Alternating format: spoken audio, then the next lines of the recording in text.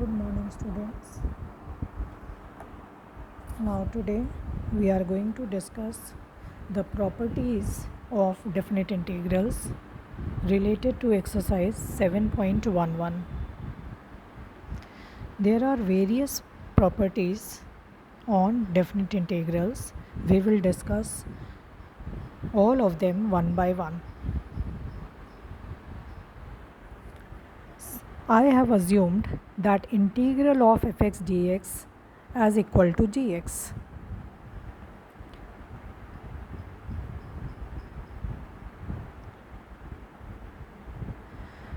And I will use in all the properties this result to prove. First property is that I is equal to a to b fx dx is equal to a to b ft dt. So what you notice that the function in both the cases same. Function is f in both the case, but the variables are different. Here I have taken x and here I have taken t. How we can justify them? Suppose if I put x as equal to t, then you know dx will be equal to dt. And by the method of substitution, what I can say that when x is equal to t, so for x as equal to a, t will be equal to a. And for x as equal to b, t will be equal to b. It means the limits have no change. So I can say that I is equal to integral fx dx from a to b will be equal to a to b integral ft dt. Now second property.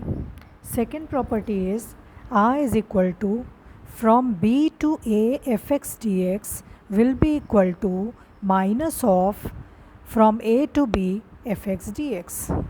Now how we can prove it? So as I have said that integral of fx dx is equal to gx. So if I impose the limit on the integral b to a fx dx, if I impose the result on this, so what I will get? I will get g of a minus g of b. Now what you can see that if I take minus sign common, so I will get minus of g of b minus g of a. And if I go to the integrand by the reverse process, so what I will say it will be minus of, now b will be the upper limit and a will be the lower limit. So I will get minus of a to b fx dx. This is our second property. Now third property. Third property is that if the upper and lower limits both are same on the definite integral, from a to a fx dx will be equal to 0. How? Because from a to a fx dx, if I impose the limit fx is equal to gx, so what I will say that ga minus ga is equal to 0. This is the third property of definite integral. Now fourth property. The fourth property of definite integral is that from a to b fx dx, if I have from a to b fx dx and if I see some point c in between a and b, in the range of a to b, if I can find one point c, so I can write the integral from a to b fx dx as equal to integral from a to c fx dx plus from c to b fx dx. Now we will try to justify it. How we will justify it? So we will say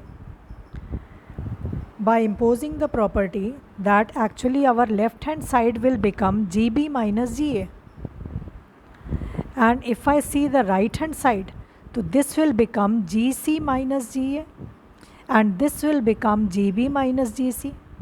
It means gb minus ga is equal to gc minus ga plus gb minus gc. Clear? This is your fourth property. Now fifth property is from a to b fx dx is equal to integral from a to b f of a plus b minus x dx. Now let us try to prove this. So what we will do, we will start our work from the left hand side. Suppose if I assume a plus b minus x as t. So if a plus b minus x as t, then dx will be equal to minus dt, because minus dx will be equal to dt. Now we will discuss the limits also. For x is equal to a, if I put x as equal to a, t will be equal to b from this line. And if I put x as equal to b, then t will be equal to a, again from the same line. Now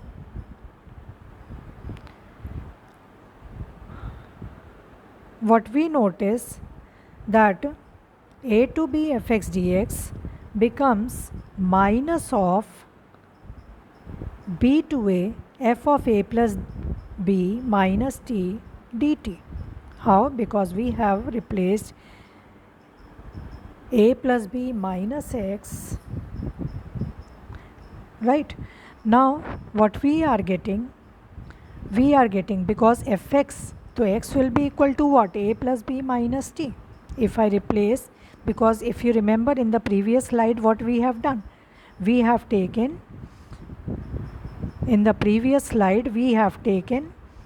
a plus b minus x as equal to t. So it means x will be equal to a plus b minus t. So I have replaced x by a plus b minus t. And if you observe that we have minus of b to a f of a plus b minus t dt. If I follow all the rules of substitution, means if I put x as equal to a, so t will be equal to b. If I put x as equal to b, so t will be equal to a. By following all the rules of substitution, we are getting minus of b to a f of a plus b minus t dt. And if I impose the property of property of definite integral, that minus, if I have a minus sign before the integrand, so I can reverse the upper and lower limits. I can interchange them. So it means, and then minus sign will become plus sign. It means to convert this minus sign to plus sign, I will write it as integral of a to b f of a plus b minus t dt.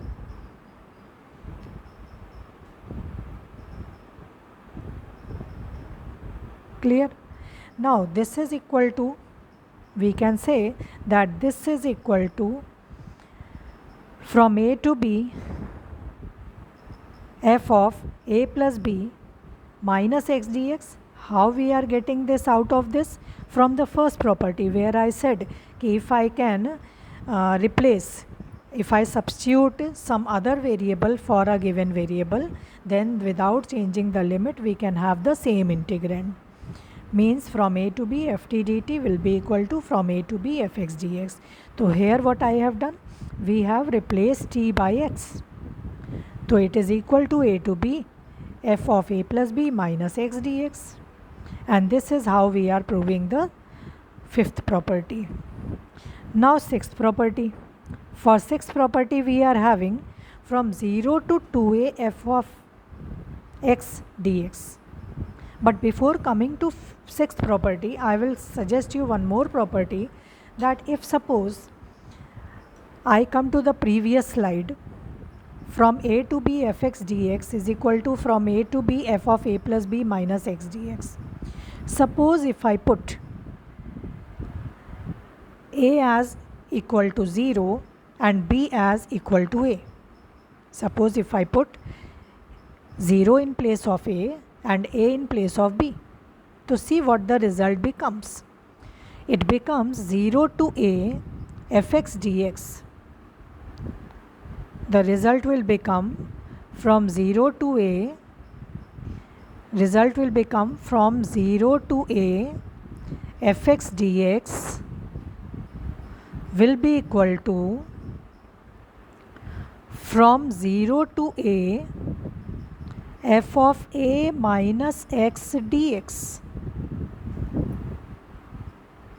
What I said, that if I put 0 in place of a, 0 in place of a, and a in place of b, so what we are getting? We are getting from 0 to a fx dx is equal to from a to b, from 0 to a f of a minus x dx. So this property is again from the fifth property. Now come to the sixth property.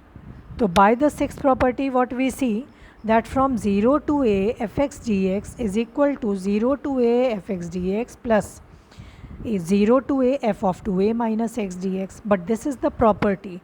How we have got this property, we will try to understand. So see here, we are seeing in left hand side 0 to 2a fx dx. So you know, if I go for 0 to 2a fx dx, so I can find a point a in between. So if I find a point a in between, so I can write it as from 0 to a fx dx plus from a to 2a fx dx. And with this property, we will proceed further to prove our result. So see what I have written. I have written from 0 to 2a fx dx is equal to from 0 to a fx dx plus from a to 2a fx dx.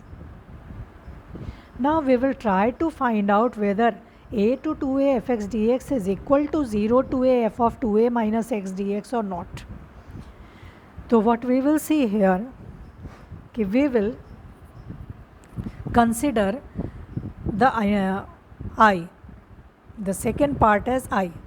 So if I am considering the second integrand as I, so I will write I as equal to from a to 2a fx dx. Now what I will do, I will assume x as equal to 2a minus t.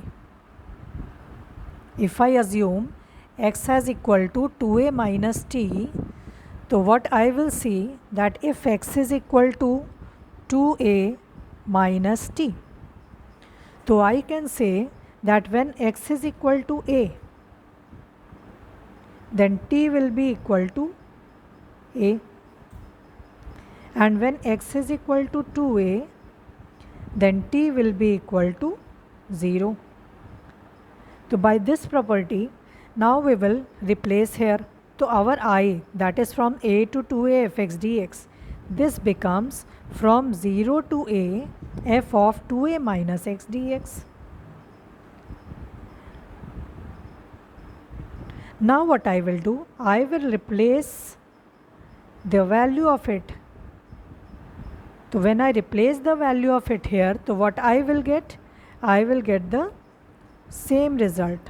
The same result in the sense that I will get 0 to 2a fx dx is equal to 0 to a fx dx plus, in place of this integrand, I will substitute 0 to a f of 2a minus x dx, which makes our property number 6. That is from 0 to 2a fx dx is equal to 0 to a fx dx plus 0 to a f of 2a minus x dx. Now some special cases based on this property. First case is, if f of 2a minus x is same as fx, then in that case 0 to 2a fx dx will become 2 times 0 to a fx dx. Second is, if f of 2a minus x is equal to minus fx, in that case 0 to 2a fx dx will become 0, because the two integrands will cancel. Now next property. Next property is that if I have from minus a to a fx dx, minus a to a fx dx is equal to, as you know, that between minus a and a, we will have 0 if a is any positive number. So if I have 0 in between, so I can say that minus a to a fx dx will be equal to minus a to a fx dx will be equal to minus a to 0 fx dx plus 0 to a fx dx. It is by the property that if I have c in between a and b, then the integrand from a to b is split into two parts, first part from a to c and second part from c to b. So here what I am saying, that between minus a and a we have 0. So it means our integrand can be split into two parts, first part from minus a to 0 and second part from 0 to a. Clear? Now what we will do, we will focus on the first part. The first part is minus a to 0 fx dx. So what we will do, we will assume x is equal to minus t. If x is equal to minus t, dx will be equal to minus dt. And for x is equal to minus a, see, I am trying to understand the limit on it. For x is equal to minus a, t will be equal to a. And for x equal to 0, t will be equal to 0.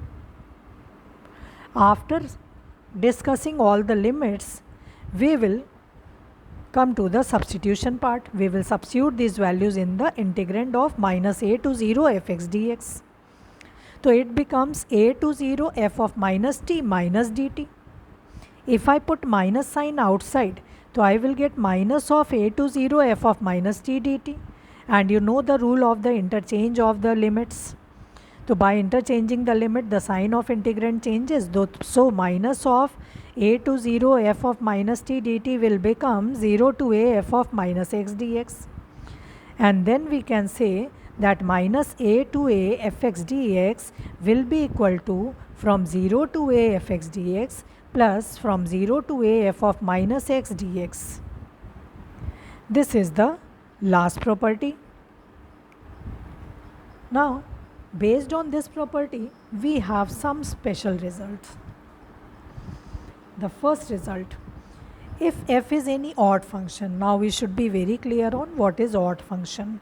So if f of minus x is equal to minus fx, then the function is said to be an odd function. Means when I replace x by minus x, then the function on the whole should contain a negative sign. If it is the case, then it is an odd function. And in case of odd function, what you can say that the two integrands will cancel each other. So we will get minus a to a fx dx as equal to 0. Now it is better you understand that what I mean by two integrands, because we got the two integrands as from 0 to a fx dx plus from 0 to a f of minus x dx. Now the next property, if f is any even function, then in that case, how to analyze which function is an even function? So what we will do, we will again replace x by minus x. So f of minus x will be equal to fx. If f of minus x is equal to fx, we will say that the function is an even function. And in case of even function, what we can say that minus a to a fx dx will be equal to 2 times 0 to a fx dx. So these are the two special cases based on when the integrand is given from minus a to a. Means the numerical value is same with a change in sign. Then in that case we can consider the even and odd function cases and we can discuss our answer directly. Thank you, class.